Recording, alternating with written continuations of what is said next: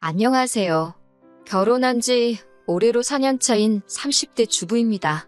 제가 이렇게 사연을 쓰게 된 건 염치 없는 빈대 같은 신우 때문이에요. 남편과는 지인의 소개로 만났습니다.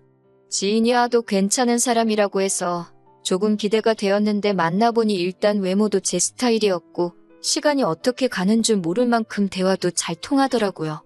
특히 남편이 먼저 적극적으로 나와준 덕분에 굳이 제 속마음을 드러내지 않고도 몇 번 더 남편을 만날 기회가 있었지요. 그리고 그럴 때마다 저에게 잘 보이기 위해 노력하는 남편의 모습이 마음에 들었어요.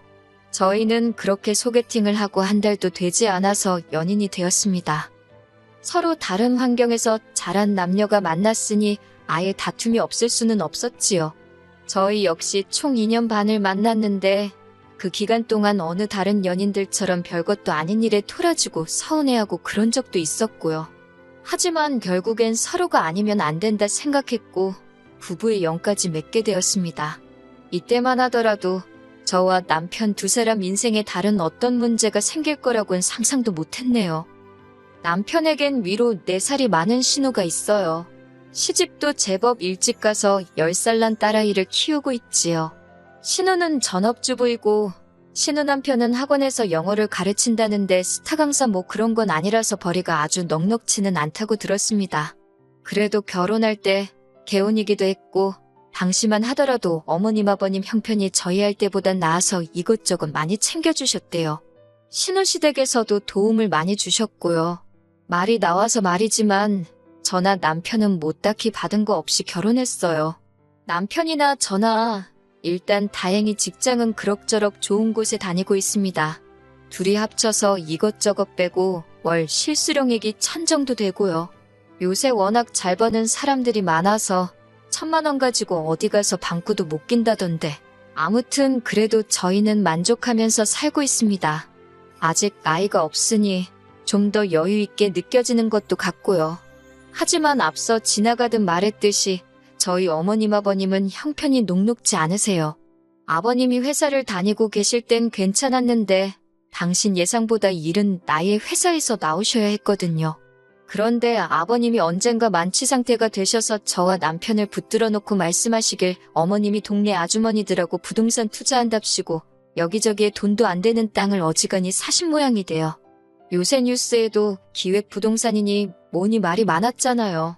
그래도 아버님은 그동안 같이 살부대 끼고 산 정이 있어서 어머님께 대놓고 싫은 소리는 못 하셨던 것 같고 어머님도 어머님대로 저희한테 하시는 말씀이 아버님이 저렇게 일찍 회사에서 나올 줄 누가 알았겠냐고요. 뭐 사는 게 다 계획대로 되지 않으니까요. 그러면 친정으로부터는 왜 도움을 못 받았냐? 물론 친정은 시댁에 비하면 상황이 낫긴 해요. 일단 자식도 저 하나밖에 없고 저희 친정아버지는 당신 개인 사업을 하고 계셨거든요. 규모가 큰 건 아닌데 적어도 정년이랄 게 없기도 했고 아버지가 사업하시는 건물이 3층짜리긴 해도 아버지 본인 소유였으니까요. 정확히 말하자면 대출이 남아있었으니 은행과 친정아버지의 공동 소유예요. 그래서 그냥 이것저것 따지기도 머리 아프고 받지 말자 했어요. 양가 도움 없이 우리 둘만의 힘으로 시작해서 자리 한번 잘 잡아보자고요. 신혼집은 시댁 근처에 얻게 되었는데 이유는 단순했어요. 제가 결혼식을 2달 앞둔 시점에 회사 사무실이 이전을 했는데 그게 바로 시댁에서 차로 10분 거리였거든요. 게다가 시댁이 있는 곳이 서울치고 땅값이 조금 싸요. 저희 예산은 정해져 있었고 그 무렵 저는 서울 집값에 놀라서 학을 떼고 있었거든요. 상황이 저로 하여금 시댁 근처에 집을 얻게 하대요. 시댁 근처에 집을 얻은 것까지는 솔직히 그래도 크게 개의치 않았습니다.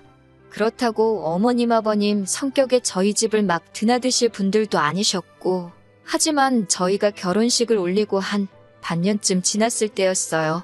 신혼의 가족이 시댁 근처로 이사를 온다고 하더라고요.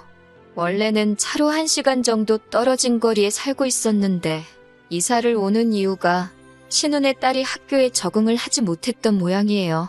친구들하고 사이도 안 좋고 이래저래 마음고생을 많이 했다고요. 그러니까 이제 애 정서에 도움이 되게 손녀 예뻐해주는 외할머니 외할아버지 곁에 있게 하겠다는 게 신우의 말이었습니다. 솔직히 시조카를 생각하면 어린 아이를 상대로 이런 말을 하는 게 어이없기는 한데 별로 정이 안 가요. 시댁 식구들 모인 자리에서 일부러 제 신체 특정 부위를 말하며 작은아빠는 잘생겼는데 작은엄마는 못생겼다 그러고, 이게 제 입으로 말하자니 낯뜨겁고 유치한데 일단 저요, 어디 가서 못생겼다 소리 들어본 적 없어요. 그런데 아무리 어린애가 악의 없이 하는 소리라고 해도 사람들 앞에서 번번이 제 외모를 지적하니 속이 상하긴 하더라고요. 신우는 그 옆에서 자기 딸을 말리기는커녕 역시 자기 딸이 자기를 닮아서 보는 눈이 있다는 소리나 해대니까 더 짜증도 났고요. 심지어 한 번은 고 10살짜리 시조카가 한다는 말이 자기는 저희 남편 그러니까 작은아빠랑 나중에 결혼할 거라고, 그러니까 저더러 작은아빠랑 이혼하라나요. 요새 10살짜리들은 제가 어렸을 때랑은 또 다른가 보지요. 그래도 그렇지 어린애가 어떻게 어른한테 이혼 소리를 아무렇지도 않게 하나 싶어서 충격적이대요. 그런데 신우는 제가 그런 시조카를 예뻐하지 않는다고 엄청 서운해해요. 하지만 제 입장에서는 피 한 방울 안 섞인 데다가 하는 짓도 얄미운 시조카한테 무슨 정이 그렇게 가겠어요? 그리고 무엇보다 신우도 하는 짓이 얼마나 얄미운지 얌체가 따로 없거든요. 처음에는 몰라서 긴가민가 하고 당해주기 일쑤였지만 시간이 지나 신우 하는 짓이 눈에 빤히 읽히기 시작하니까 저도 방어한답시고 머리를 쓰게 되고, 가족 모임이 있을 때마다 그런데 에너지 낭비를 해야 된다는 사실 자체가 너무 스트레스더라고요. 사실 처음부터 그랬던 건 아니에요. 처음에 신우가 이사 오고 두세 달 동안은 잘 지내보려고 했지요. 어쨌든 애가 얼마나 힘들어했으면 이사까지 결심했을까 싶었으니 잘해주고 싶었던 게 진심입니다. 그런데 신우는 이후로 걸핏하면 저희 남편이나 저에게 전화를 해서는 잔심부름을 시키더라고요. 반찬 해놨으니 어머님 댁에 가져다 드리라던가 퇴근길에 뭐 좀 사다 달라거나 주말에 가구 조립을 해야 되는데 저희 남편더러 하라고 하질 않나. 시도 때도 없이 울려대는 휴대폰 전화벨 소리에 정말 노이로제에 걸리겠다 싶었습니다. 나중엔 남편 핸드폰이고 제 핸드폰이고 그냥 신우 얼굴에 집어 던지고 싶은 정도였지요. 결국 남편더러 우리가 그 집 머슴도 아니고 어지간히 드나들자고, 그리고 신우는 전업인데 자기가 할 만한 일은 알아서 해야지 왜 맞벌이하는 당신과 나를 이렇게 불러대냐 따져댔네요. 신우의 얄미운 짓은 거기서 끝이 아니었습니다. 한 번은 시할아버지 병문안에 가게 되었어요. 남편이 퇴근길에 저를 태우고 바로 병원에 가기로 했지요. 그런데 병문안을 가기로 한 당일날 제가 차에 올라타니 신우네 집에 들려서 신우네도 태우고 가야 한다는 겁니다. 그러면 병원까지는 정 반대 방향이라서 30분은 그냥 길에 버리는 거였거든요. 가뜩이나 피곤해 죽겠는데 왜 거길 들리냐고 따로 가자 하니까 신우네가 두 차로 다니면 기름값 아깝다고 자기들을 태우고 가랬대요. 어이가 없어서 저희 기름은 누가 공짜로 넣어주나요? 그렇지만 그런 걸로 왈가왈부할 힘도 없어서 알았다 했습니다. 그렇게 신우네까지 태우고 병원에 도착했어요. 신우도 보아하니 빈손으로 왔길래 저는 편의점에서 음료수라도 한 박스 살 거라니까 자기 것도 일단 좀 사달래요. 자기가 돈은 바로 계좌이체 해준다면서요. 그래서 2박스를 샀는데 신우가 계좌이체 해주는 걸 그새 잊었는지 돈을 안 보내대요. 결국 제가 신우에게 한 번 더 상기시켜줬습니다. 음료수 값으로 얼마 보내달라고요. 그러자 한다는 말이 자기 핸드폰이 갑자기 작동이 잘 안 된대나. 어이가 없어서 솔직히 그러면 신우 남편도 같이 있었으니까 신우 남편이 해주면 되잖아요? 그런데 거기는 먼 산만 보고 있더라고요. 솔직히 그 돈 못 받는다고 저 먹고 사는데 지장 있는 건 아닙니다. 하지만 그런 일은 이후로도 계속 이어졌어요. 식당에 가도 꼭 나중에 보내줄게요 해놓고는 입 싹 닫고, 나중에는 그래서 같이 밥도 먹기 싫더라고요. 어머님 생신을 같이 챙기자는 걸 됐다고 그랬습니다. 저희는 저희대로 모시고 가서 식사도 하고 할 테니 형님도 형님이 알아서 모시고 가라 했지요. 그랬더니 어머님이 다 같이 모여서 왁자지껄한 게 좋지 뭐 한다고 따로따로 보냐고 그러시더라고요. 그래서 제가 신우더러 일단 저한테 계좌이체든 뭐든 먼저 돈을 주고 정산하고 다시 보내주겠다 했습니다. 그러자 그제서야 자기네는 여력이 안 돼서 저희가 모시고 가려는 데는 조금 어려울 것 같다면서 저희끼리 다녀오라나요. 그러다 완전히 제가 폭발하게 된 게 작년 연말이었어요. 남편하고 둘이서 제주도 여행을 계획하고 있었는데 어떻게 그 이야기가 신우 귀에도 들어간 모양이더라고요. 신우가 그 제주도 여행을 같이 가잡니다. 저희는 이미 펜션이며 자동차 렌트까지 다 마친 상황이었거든요. 같이 가는 게 내키지는 않았지만 남편이 그 집도 애 때문에 올 한 해 고생하지 않았냐고 같이 가면 좋겠다는 식으로 이야기를 하더라고요. 당연히 남편의 그런 오지랖이 마음에 안 들었지요.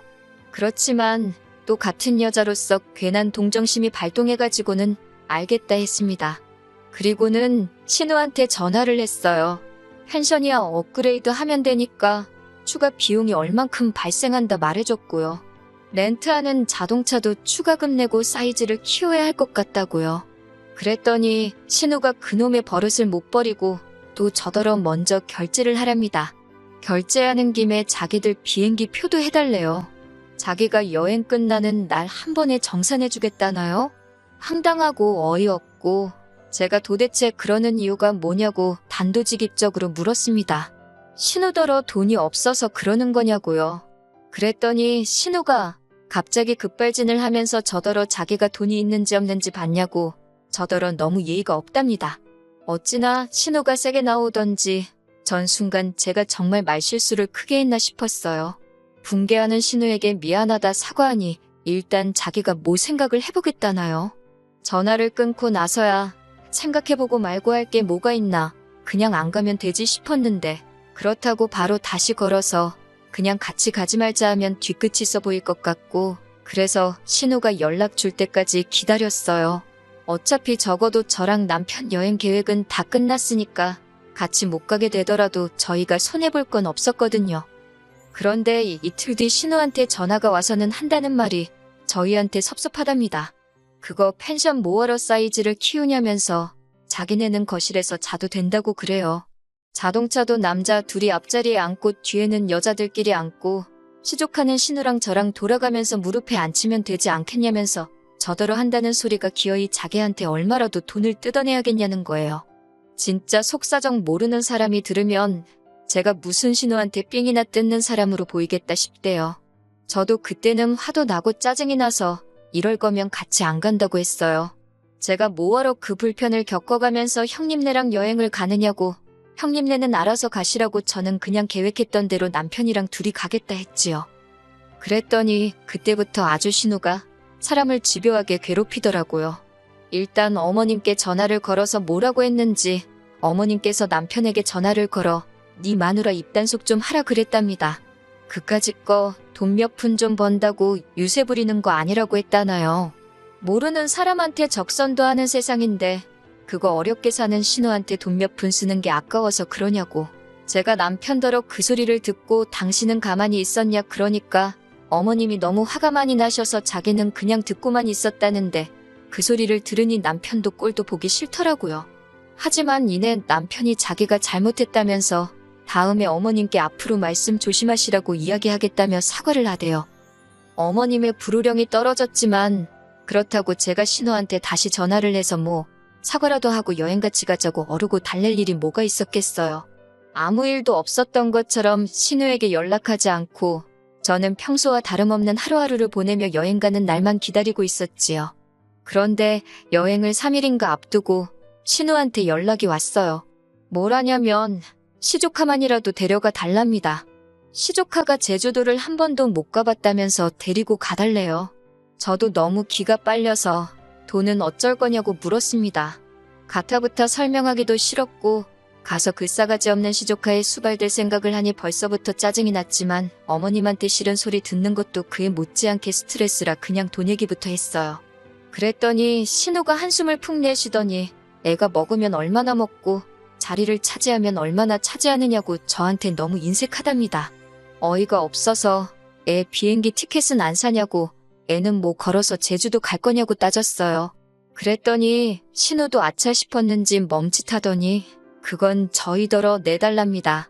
애한테 주는 크리스마스 선물이다 생각하고요. 솔직히 제주도 가는 거 그거 얼마 하지 않아요. 제가 평소에 신우랑 사이가 좋고 시조카도 예뻐했으면 왜 못 데려가겠어요. 당연히 데려가고 비행기표도 사주고도 남지요. 그런데 평소에 제가 신우한테 당한 게 있고 얼마나 힘이 들었는데 제가 그렇다고 돈을 쌓아놓고 사는 사람도 아니고 막말로 돈을 마늘밭에 묻어도 묻어놓지 그렇게 쓰기는 싫더라고요. 그래서 그렇게는 안 되겠다 했습니다. 그리고는 신우더러 윗사람이면 윗사람답게 행동하시라고 너무 염치가 없는 거 아니냐고 한마디 했네요. 남사스럽고 창피하지도 않냐 하니까 신우가 저더러 너나 똑바로 살랍니다.